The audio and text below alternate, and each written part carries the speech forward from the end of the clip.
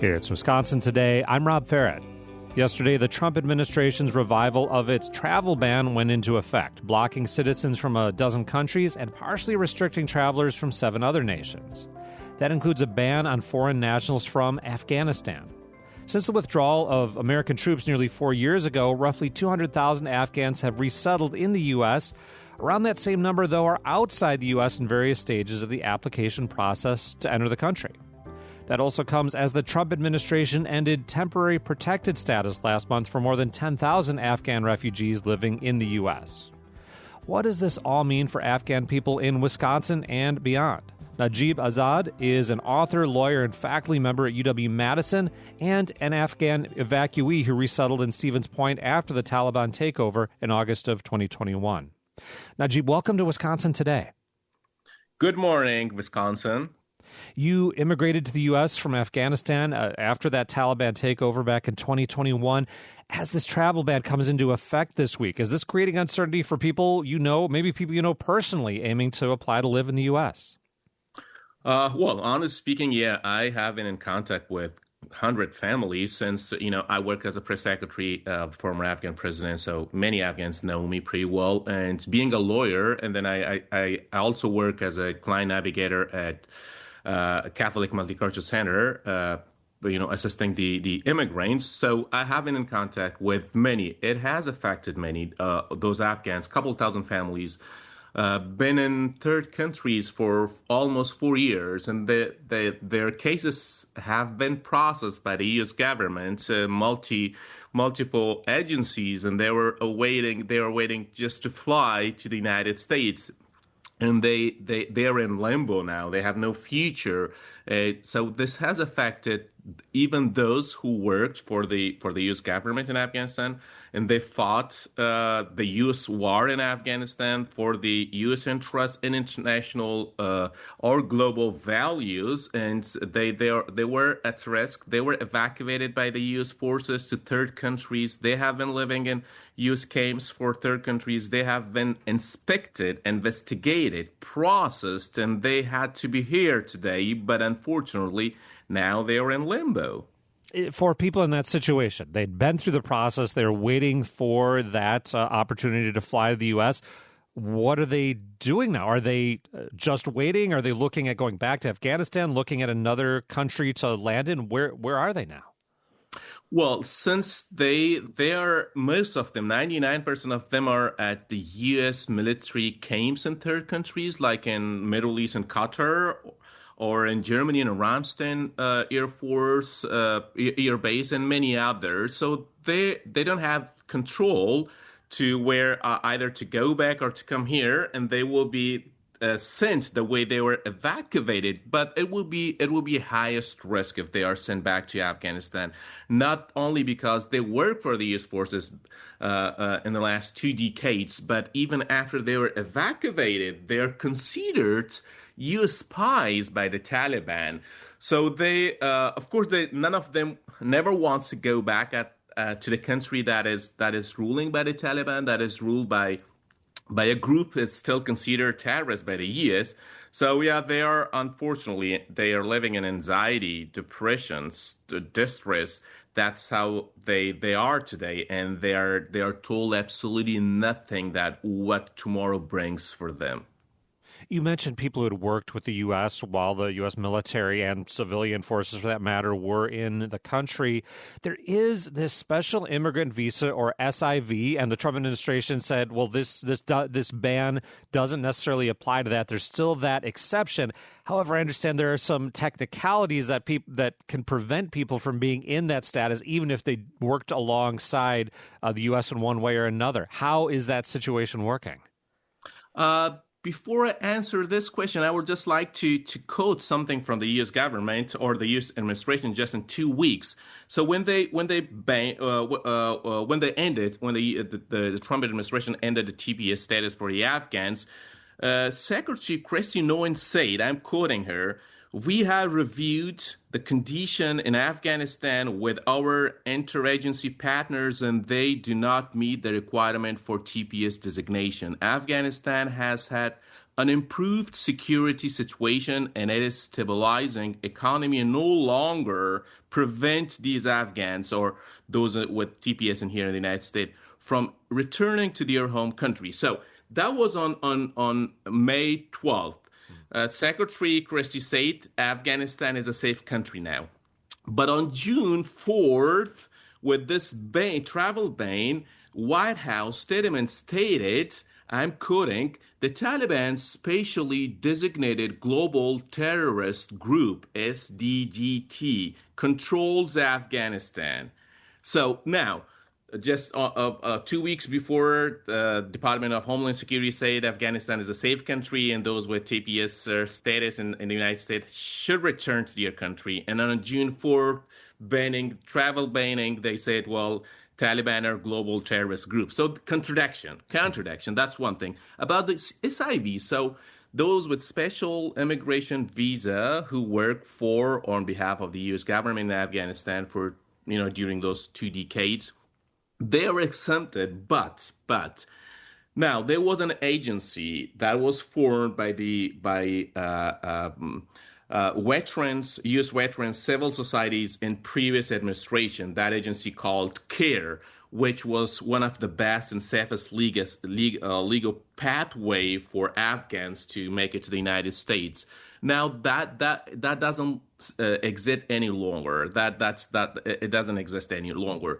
The SIV, the Afghans, they cannot afford at this point to purchase tickets to fly to the United States to pay for their travels. And this agency does not exist anymore. No resettlement benefits are provided anymore. So even those 90% of SIV status holders or those are waiting with special immigration visas cannot make it to the U.S. because flying from Afghanistan to the United States costs about $1,500 to $2,000 per person, and a family of 10 does not have $2,000 at this point.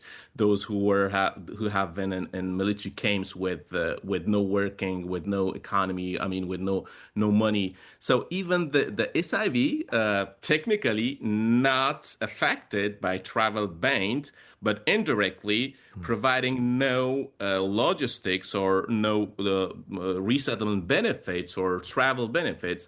They're also affected, unfortunately. They can't make it at this point with the situation they are living in. Talking to Najib Azad. He is an Afghan evacuee, now working at UW-Madison, looking at changes in Trump administration immigration policy. Najib, are there people here in Wisconsin from Afghanistan who are affected by these various changes? The travel ban, the end of temporary protected status, and throw in cuts to refugee services in the U.S. What does this mean for people from Afghanistan already here in the state?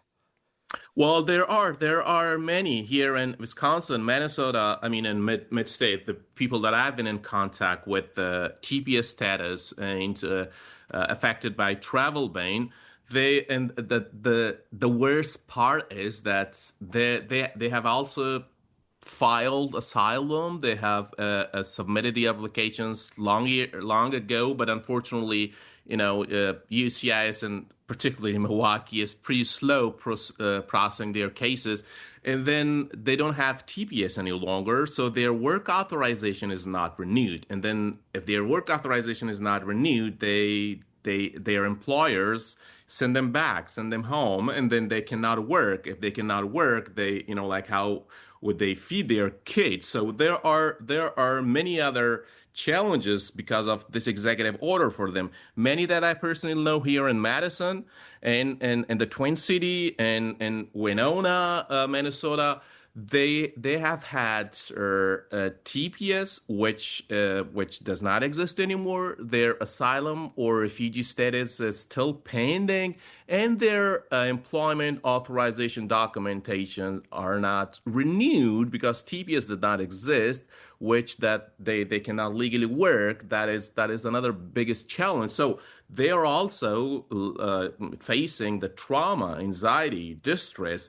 That's how these executive orders affected those who work for the U.S. government for 20 years.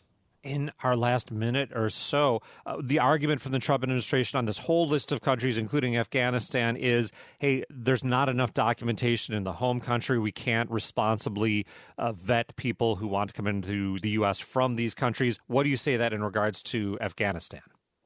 Well, in regards to Afghanistan, like I said before, 90% of those who work for the U.S. government, for the U.S. military, they were evacuated years ago. They have been living in U.S. military bases for 3 or more than 3 years. They were processed, they were inspected, they were interviewed, and the documentation they had in hand were from the previous Afghan regime or government in cooperation with the U.S.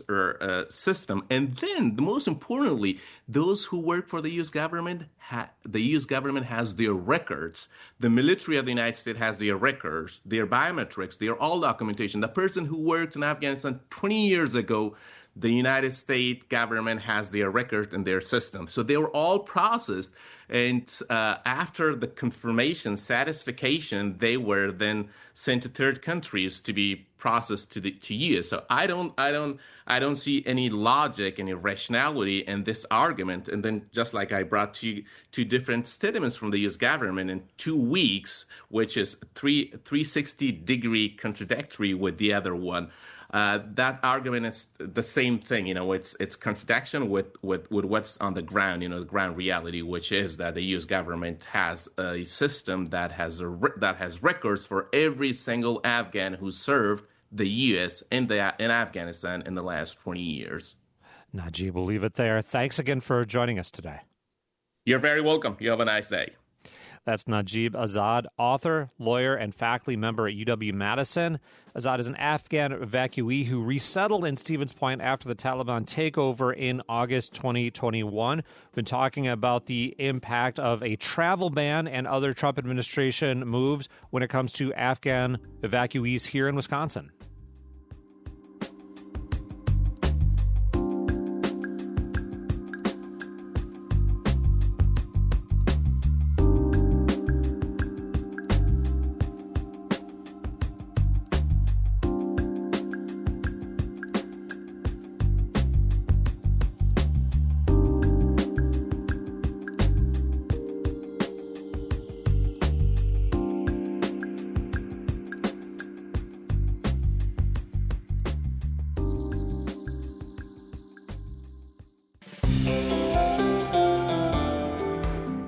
Coming up on Wisconsin Today, a proposed bill in the state legislature aims to bring women more info about menopause and perimenopause.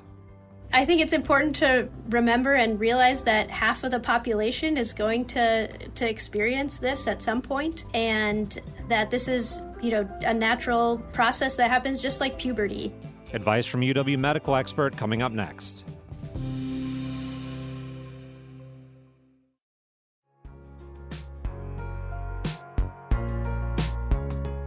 It's Wisconsin Today. I'm Rob Ferret. A bipartisan bill circulating in the state capitol would require more education on menopause from local healthcare providers. In a statement, lawmakers say menopause and perimenopause are, quote, often misunderstood and too often neglected or ignored. They also highlighted testimony from women about the difficulty in being heard and taken seriously discussing menopause and the issues that surround it. Here's Margie from Milwaukee describing her symptoms from a WPR program back in 2023.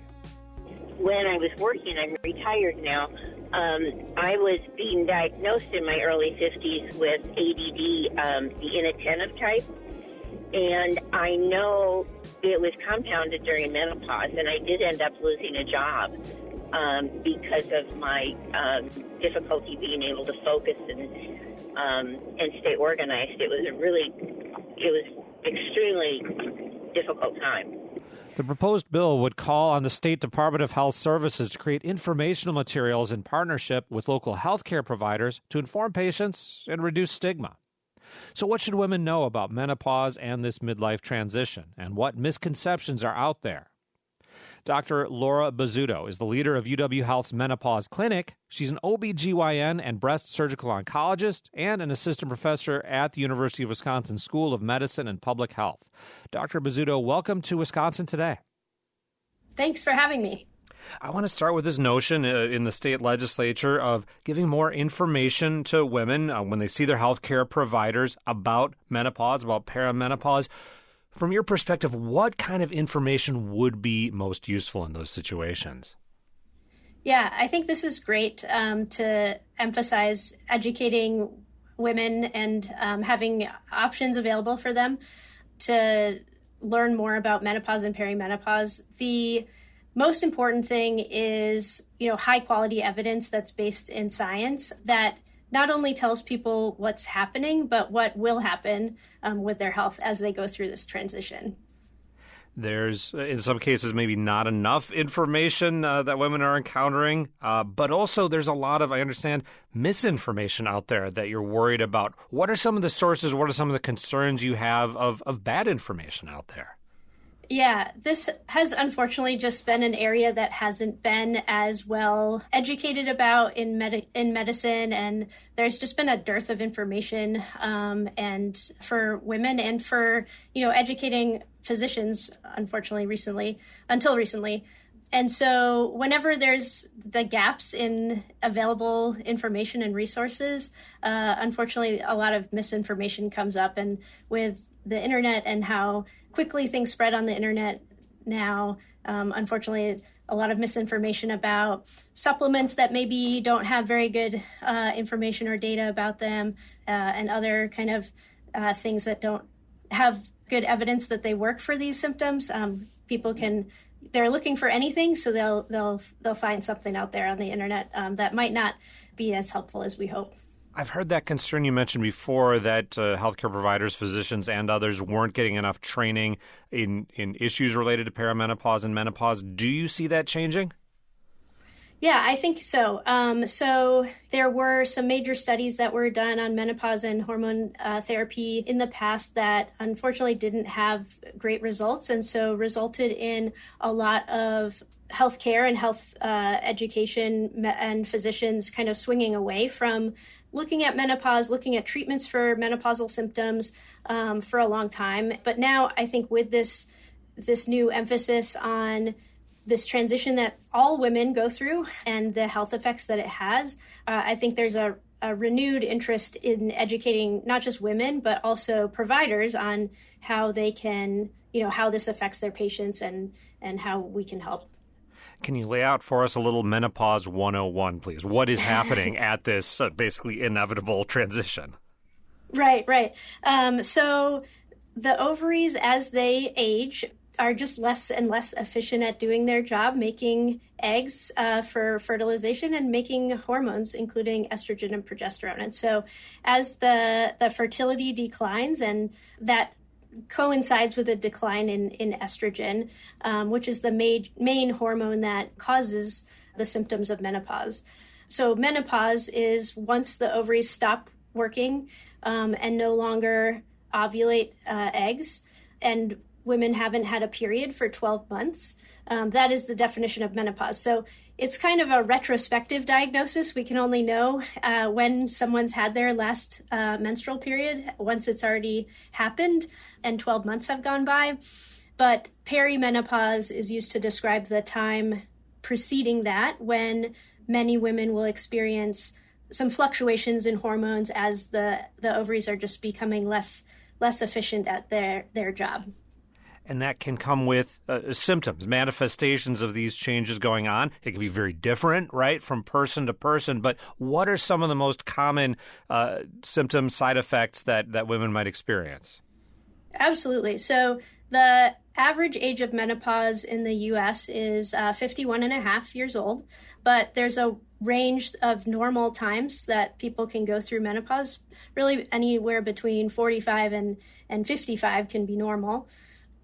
And many people can experience some of these perimenopausal symptoms even well before they have their last period, even, in their 40s. Most common symptoms that people experience are some changes in their menstrual bleeding patterns. And so some people's periods might get closer together before they eventually become less frequent.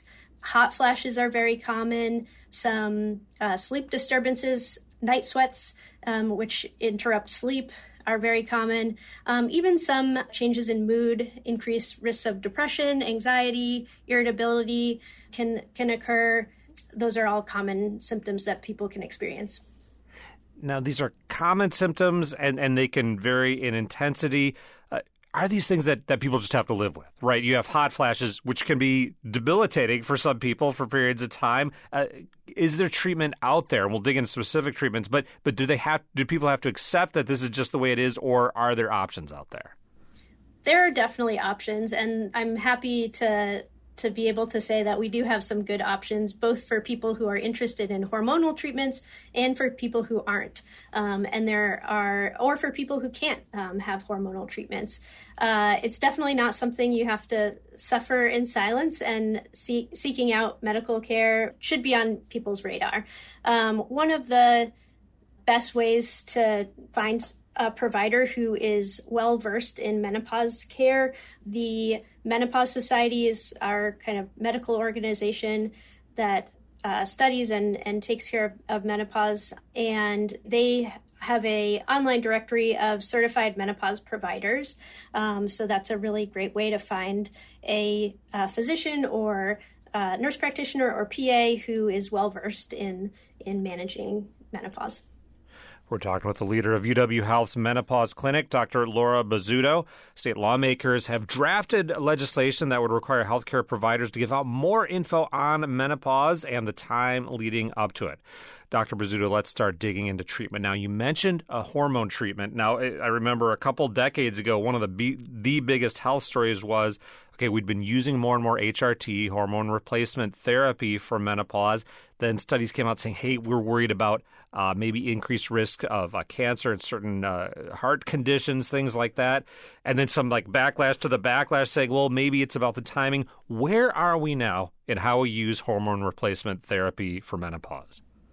Yeah, that's a great question. And that's actually a really good summary of where we've been and where we are now. I would say currently we have much better understanding of the risks that are associated with different times of use of hormone therapy, I would say. And so we have kind of better understanding that for women who go through early menopause, so menopause that's less than age 45, there really are significant health benefits to hormones that can help mitigate a lot of the health concerns that can happen. And then for people who go through menopause at a normal age, hormones can really help with a lot of the symptoms and for most women, have fairly minimal risks. So when a patient is presenting with some of the more extreme manifestations of menopause, those debilitating hot flashes and night sweats, for example, what kind of process do you go through to figure out if hormone replacement therapy is the right answer? One of the first things is just talking with women and making sure these symptoms really are due to menopause and not, I think sometimes as women, we want to attribute all of our symptoms to hormone changes and menopausal changes, but we want to make sure that really there's not an underlying health condition that's causing some of these similar symptoms. So seeing a doctor and being evaluated is important. And then a good health history, thinking about other health issues, family history, cancer risks, before we kind of think about what treatments might be best. Then, and I hadn't known about this, there's a non-hormonal therapy. FDA approved it in 2023. Fezolinetant, if I'm saying that right. Can you tell us a little bit about this non-hormonal therapy? Yeah, this is a newer medication, as you mentioned, that works on the neurons in the brain that are affected by the changes in estrogen that occur with menopause and are basically the causal area of the hot flashes, cyclical hot flashes that people get with menopause. It's really great because researchers have found kind of the cause of these symptoms and a non-hormonal treatment that is very effective. So for most women who start this medication, they have really significant improvement in symptoms even in just 2 weeks. Is this a case where this newer medicine is turning into, plan A, the first thing we try? Or if not, how are we balancing that versus those older hormonal medications? for many women, we think about both hormonal and non-hormonal options, and it really just becomes a assessment of what might achieve the best results for an individual and their own priorities. There are certainly women for whom hormones are not recommended. Someone who has a history of a blood clot or bleeding problem, they may not be a great option for, and so or a history of cancer. And so these non-hormonal options really open the door for women who can't have hormonal treatments to still get good symptom relief.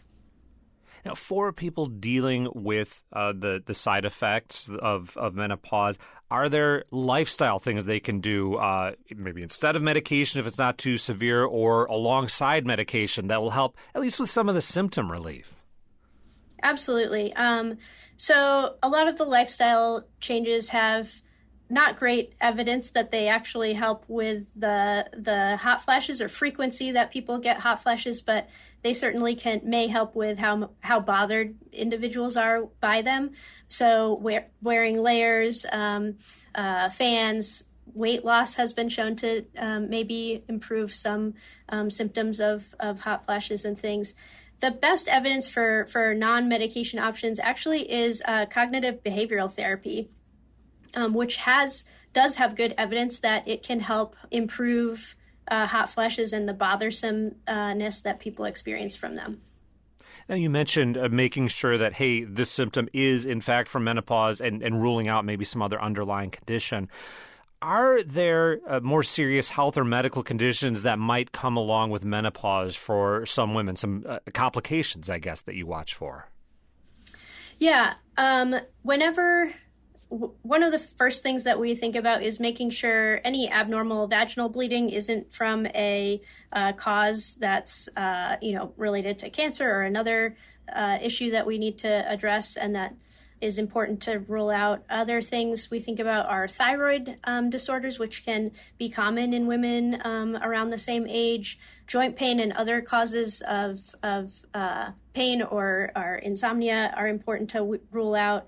Weight changes can be related to thyroid or other underlying disorders that we want to make sure. Rarely, cancers can have hot flashes, weight changes, and sleep changes, but that's luckily relatively uncommon.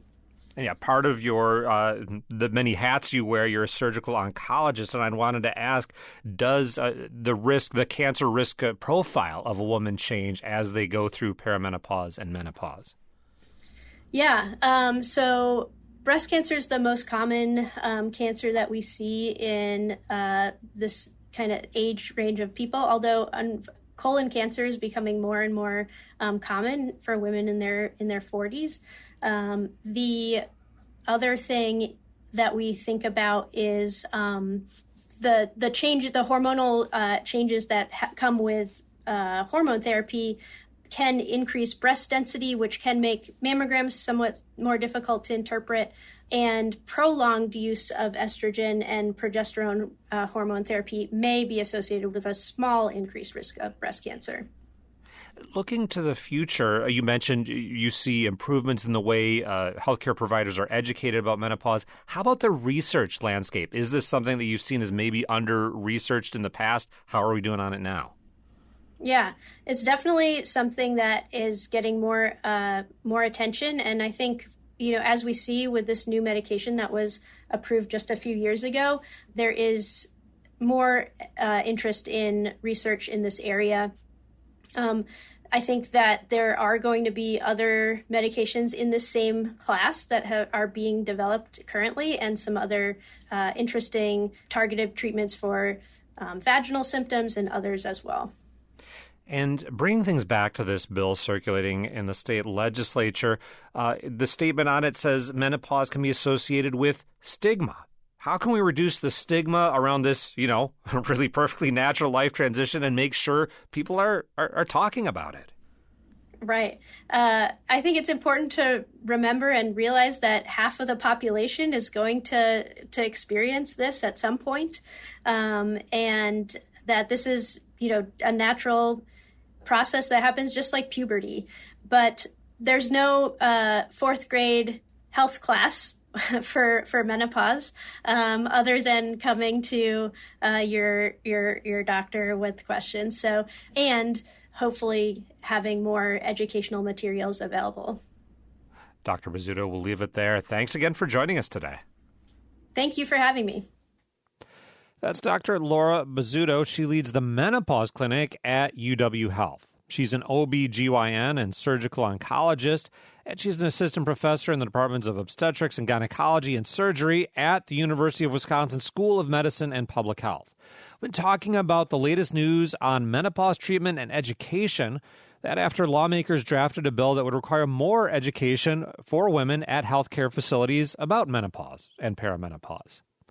According to Axios, Wisconsin is not the only state considering this kind of legislation. More than 20 bills focused on menopause care have been introduced across at least 13 states just so far this year. And we want to hear from you. What was your experience like when entering menopause and that perimenopause stage? What information was out there that you found helpful? What misinformation did you come across? And what do you wish had been out there for you? And do you think this proposed legislation is going to be enough to help reduce stigma and inform the public? Email us. Let us know. Share your story if you're willing. The email is wisconsintoday@wpr.org. That's wisconsintoday@wpr.org. And you can .org. And you can find more coverage on issues at the state capitol. Visit wpr.org for coverage from our news team here at Wisconsin Public Radio.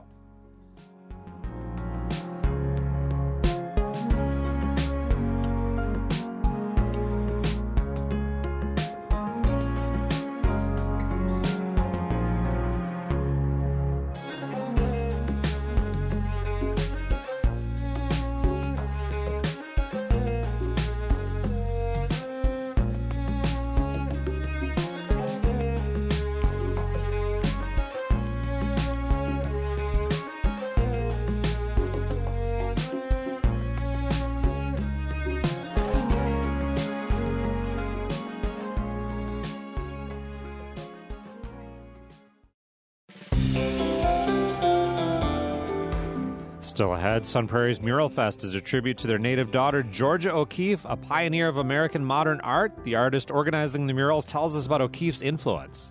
Following her own road, writing her own story is why she's so important, not just to Sun Prairie, where she's from, but to just anywhere. That's next on Wisconsin Today.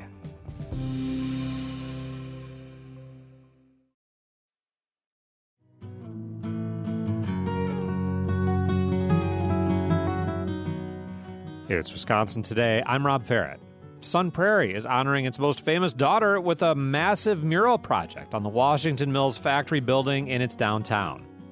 Mural Fest kicks off later this month as artists from around the country gather to paint portions of a mural to honor the legacy of Georgia O'Keeffe. Born in 1887, O'Keeffe was known as the mother of American modernism. She was a pioneer of modern art and one of the most famous and influential artists of her time.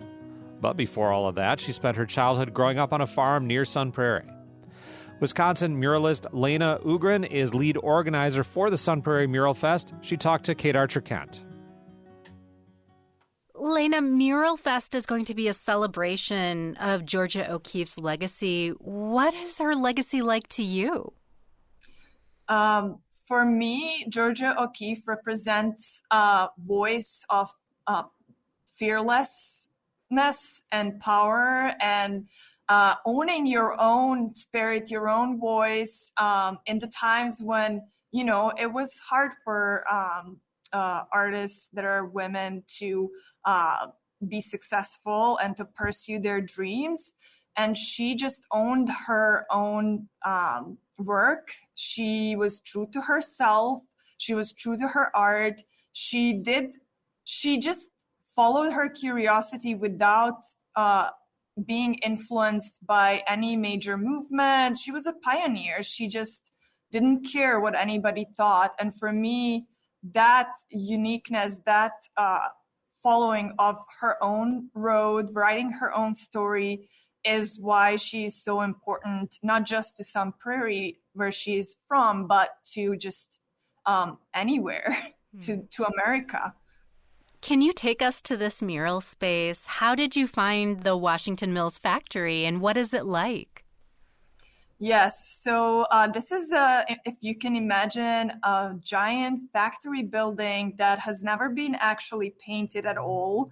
And it's just this gray block wall that's just been staring back at me for a year. And I just was constantly contemplating what could be living on it. You know, it's just, as a muralist, you always see walls, and it's like kind of like every time I drive anywhere, I'm kind of looking at walls and what's out there.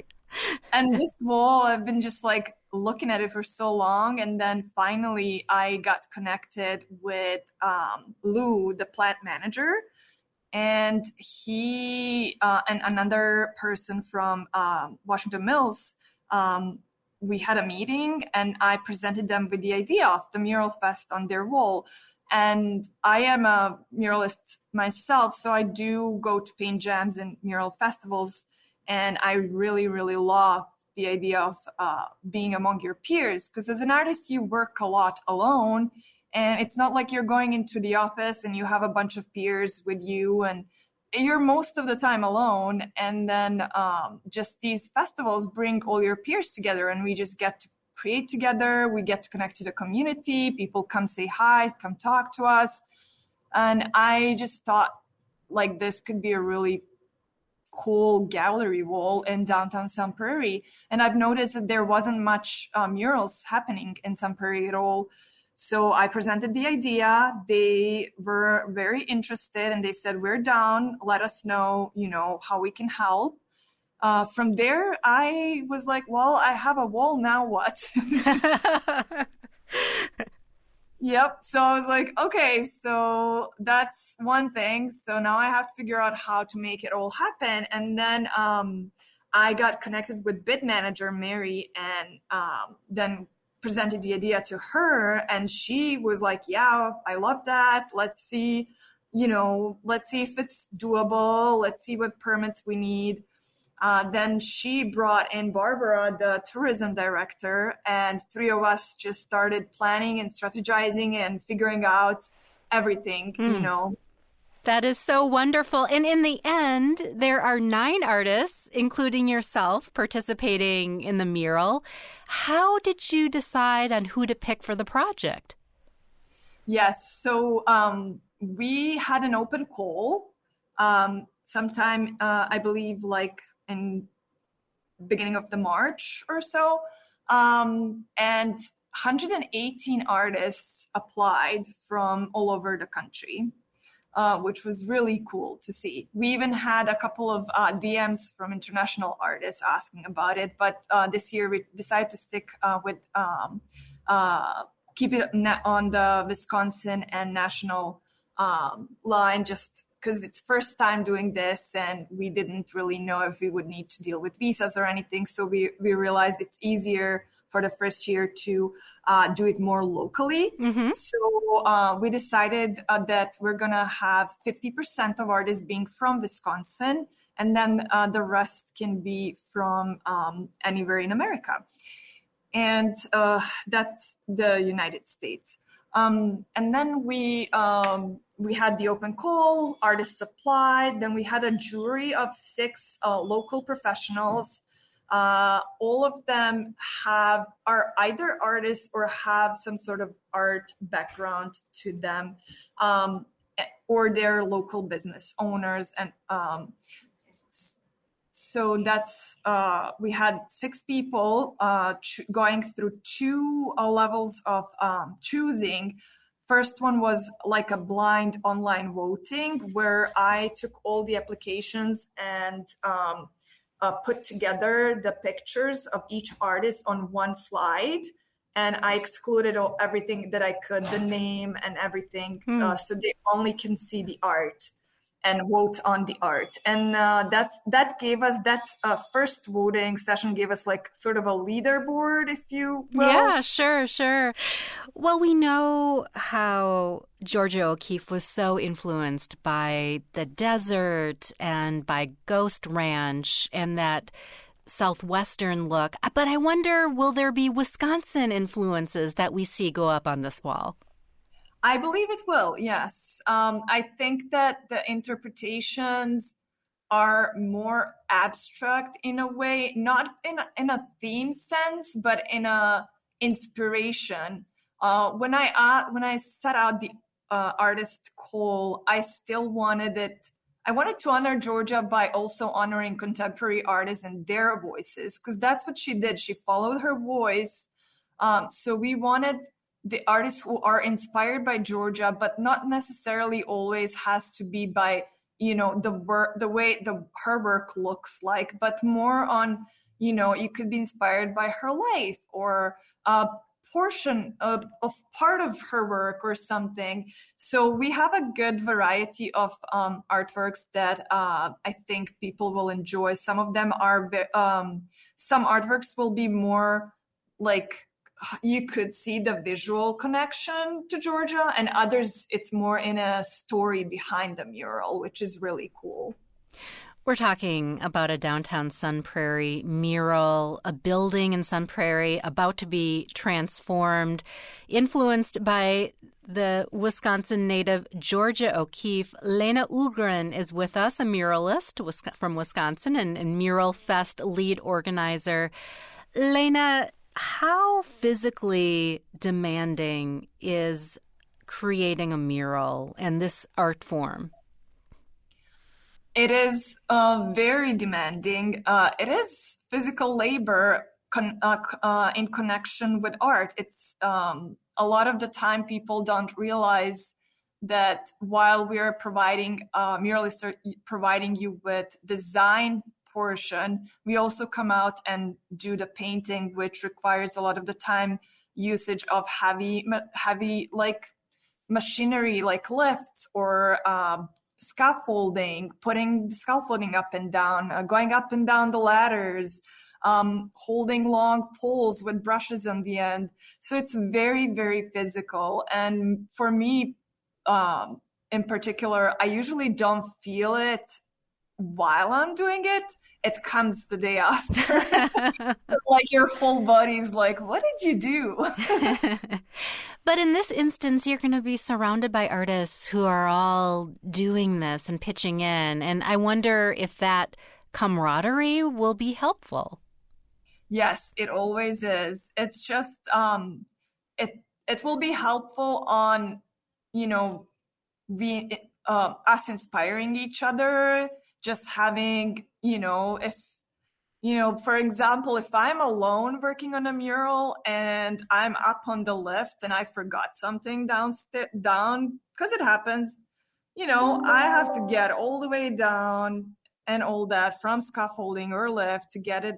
This way, when you have friends and buddies around you, they can just, hand you stuff and, you can help each other in that little ways that, save you some time and stuff. And also, I've seen people, helping each other finish their pieces when somebody's slower than others. I've seen people, just filming each other, cheering each other on. It's just really beautiful to see artists work together. How colorful will these 9 murals be?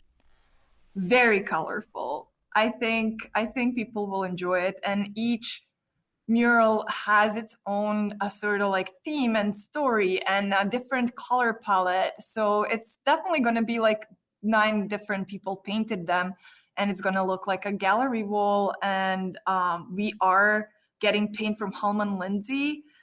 There are paint and artist sponsor, which is really sweet. And so most of the murals will be painted in that. And we have a couple of spray paint artists who are using spray paint as well. I would imagine that every blank wall you see is a blank canvas to you. It is something to fill with art. And I'm curious, do you think this will be the start of more murals in Sun Prairie? I think it will. Sun Prairie and beyond. I think projects like this trigger and inspire other projects, and people sometimes forget about what art does for them until they have it. And I think when they have it here and start enjoying it, they will actually, it will invoke something in them, more inspiration, more wanting of art, to be surrounded by art in their community and in their personal space as well. I'd like to ask you a personal question about your art, if I could. You being originally from Bosnia and Herzegovina and now at home in Wisconsin, did the Bosnian War in the 90s affect your art? I believe so. I believe that everything we live through as an artist and every aspect of our life influences our creative processes one way or another. Sometimes it's not the subject matter. Sometimes it's just the way we create and why we create. So I believe strongly that influenced my art, as well as living now here in a capitalist America. It's just two different countries who kind of like are building me as a human in a way. Lena, do you get inspiration from places in Wisconsin for your art, for your murals? I love traveling. I am a little bit addicted to it, I must say. So yes, I definitely get inspired anywhere I go. I get inspired by colors, by shapes, by just like learning and exploring new places, new cultures, everything literally about going and exploring inspires me. So yes, definitely. One thing I'm curious about when I see a muralist out working, I'm wondering what happens when it rains as the mural is going on. Like how often you have to check the weather forecast or what do you do if it rains?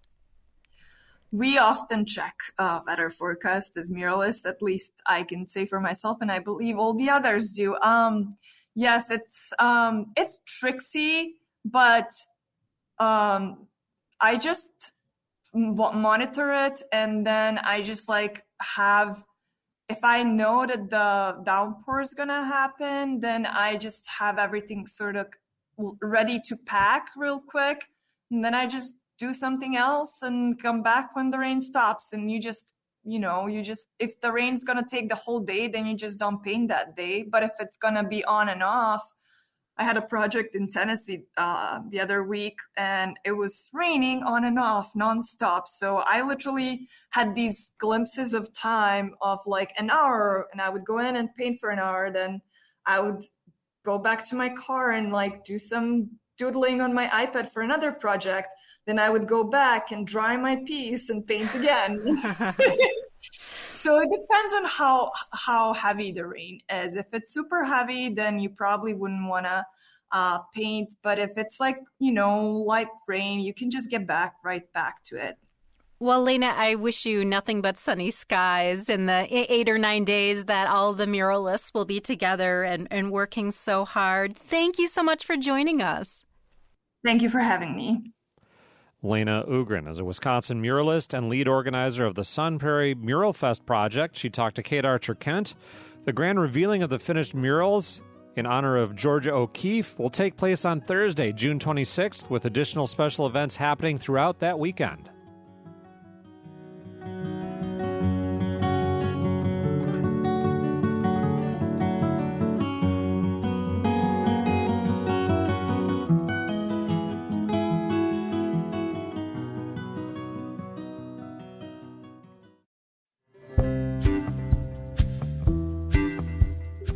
Tomorrow on the show, we'll hear a conversation with a family who run an orchard together here in Wisconsin. They say one of the best parts of it is that it brings them together as a family. The best times we have together, kid you not, that's how children say the best time we have together is when we work together. Do you have a memorable experience working together with other family members, whether that's on a farm or other family business, maybe just a big project you did with a parent, a child, or a sibling? We'd love to share your story in a future program. Email us at wisconsintoday@wpr.org, or you can call or text to get in touch at 888-642-0232. That's 888-642-0232.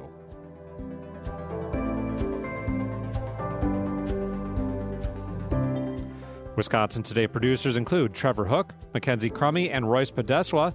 Our technical directors are Tyler Ditter and Sarah Hopeful. Learn more about us at WPR.org/Wisconsin Today.